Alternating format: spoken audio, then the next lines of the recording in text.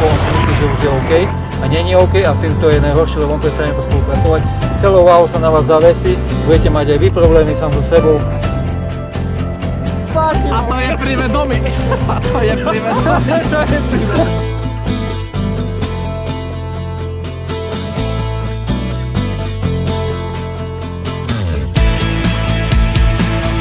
Výborný.